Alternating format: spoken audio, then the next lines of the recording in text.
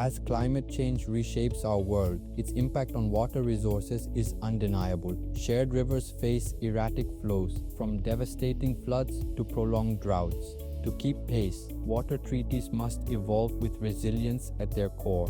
Let's explore how climate resilience strategies are being integrated into water governance frameworks worldwide.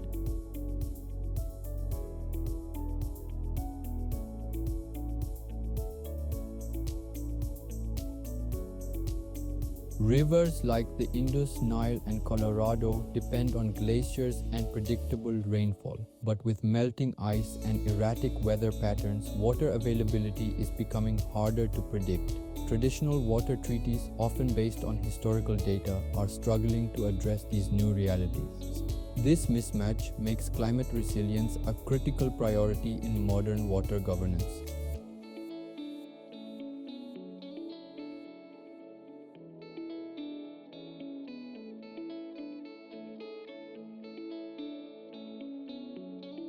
Adaptive management is a flexible approach to treaty design, allowing parties to adjust water allocations, infrastructure operations, and conservation measures based on real-time data and evolving conditions.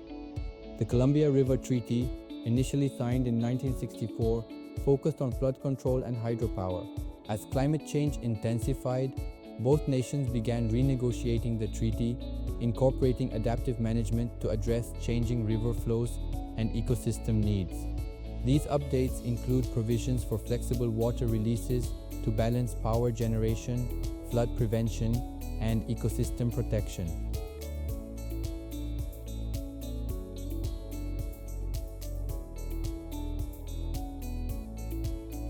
Climate-resilient treaties also prioritize environmental flows, ensuring rivers retain enough water to sustain ecosystems even during dry periods.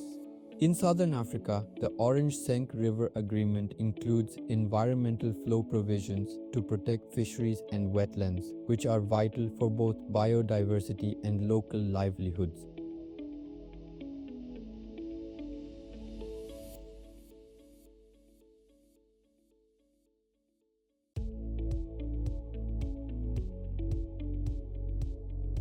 Data sharing is another cornerstone of climate resilience.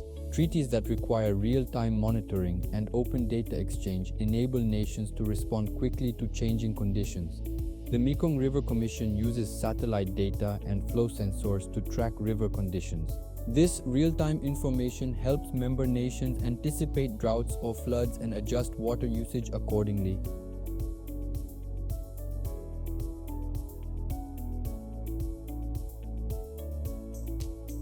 Modern treaties increasingly include climate-specific clauses. These provisions address variability in water availability, infrastructure upgrades to handle extreme events, mechanisms for renegotiation as conditions change. While the Indus Waters Treaty doesn't explicitly mention climate change, recent arbitrations over Indian hydropower projects have highlighted the need to incorporate flexibility for changing flow patterns.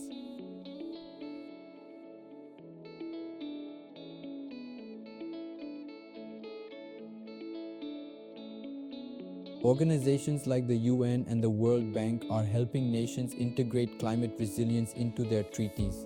Initiatives like the Transboundary Waters Assessment Program provide tools and frameworks to assess vulnerabilities and build adaptive strategies.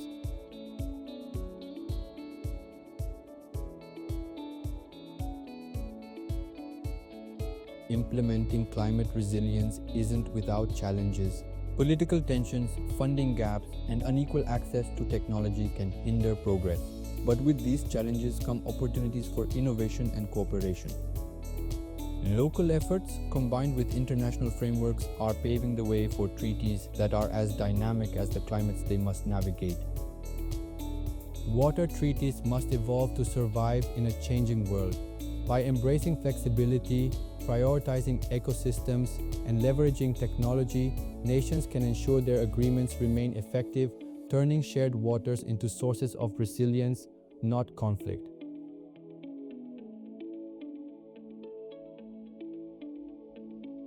In our next episode, We'll explore how emerging technologies are transforming water governance, offering innovative solutions to age-old challenges. Join us to uncover the future of managing shared waters.